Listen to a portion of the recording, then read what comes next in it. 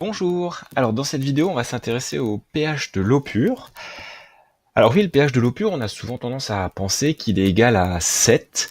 Donc dans un premier temps, on va voir que c'est pas faux, c'est pas faux, mais on va voir que c'est pas tout le temps vrai non plus. Donc pour commencer, on va se rappeler de la définition du pH. Le pH, on le calcule en prenant l'opposé du logarithme, calmer sur le logarithme, l'opposé du logarithme de la concentration en ion H3O+, donc hydronium, dans la solution. Alors, la question ici, ça va être, eh bien, quelle est la concentration en ion H3O+, dans de l'eau pure qui ne contiendrait a priori que des molécules d'eau? Déjà, c'est une bonne question parce que si on pense à l'eau pure, on pourrait penser qu'elle contient que des molécules d'eau, mais en fait, non, en fait, elle contient aussi un peu d'ion H3O+. Et tout, ces ions H3O+, ils viennent d'une réaction très importante qui a lieu dans toutes les solutions aqueuses, et donc qui se produit entre deux molécules d'eau, H2O plus H2O. Les deux molécules d'eau réagissent ensemble, et en fait, qu'est-ce qui se passe? Il y a un transfert de protons, donc un transfert d'ion H+, entre une molécule et l'autre. Du coup, on se retrouve du côté des produits avec un ion H3O+, c'est celui qui nous intéresse, plus un ion hydroxyde HO-.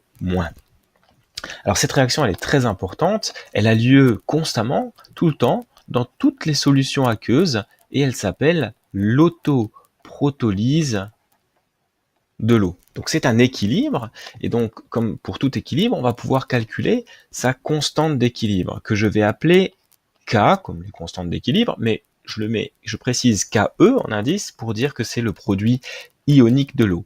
Donc c'est la formule très classique d'une constante d'équilibre, c'est-à-dire qu'au numérateur, on met le produit des produits de la réaction, et au dénominateur, on met le produit des réactifs. Alors ici, les réactifs, c'est l'eau liquide, c'est des molécules d'eau, donc on ne les fera pas figurer au dénominateur. Alors, pour donc calculer ce KE, on prend H3O+ à l'équilibre, la concentration, fois la concentration de HO- à l'équilibre.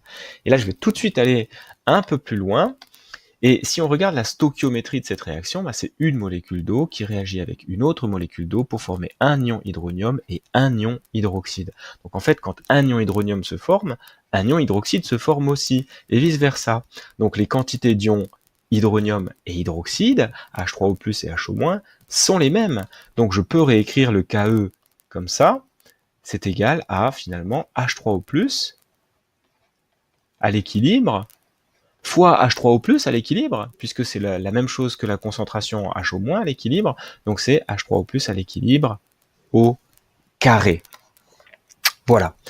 Maintenant, on va essayer de calculer le pH, du coup, et donc, pour calculer le pH, il nous faut avoir la concentration en H3O+. Alors, H3O+, d'après la formule du KE que je viens d'écrire, H3O+, la concentration de H3O+, à l'équilibre, elle est égale à la racine carrée du KE. Je peux aussi écrire que c'est le KE exposant 1,5. Alors, maintenant, je vais me placer dans des conditions classiques à 25 degrés Celsius. À 25 degrés Celsius, le KE, il vaut 10 puissance 10 exposant moins 14. Donc si je calcule la concentration en ion H3O+, dans une solution, j'aurai H3O+ à l'équilibre est égal à 10 exposant moins 14 puissance 1,5, c'est-à-dire 10 exposant moins 7 mol par litre. Et donc c'est presque fini, je prends le pH maintenant, et donc le pH correspondant à cette concentration en ion H3O+, eh bien ça va être l'opposé du logarithme de 10 exposant moins 7, c'est-à-dire 7. Et ça, c'est bien ce dont on a l'habitude. Mais maintenant, je vais me mettre en fait à une autre température. Je vais me mettre par exemple à 37 degrés. Et à 37 degrés Celsius, que se passe-t-il? Eh bien, le KE, il vaut 10 exposant moins 13,6.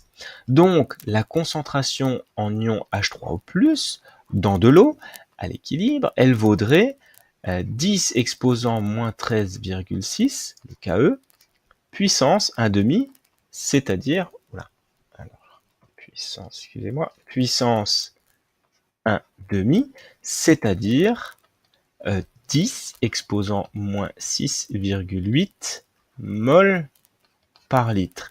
Et ça correspond à un pH. Donc si je prends l'opposé du logarithme de 10 exposant moins 6,8, je vais trouver 6,8.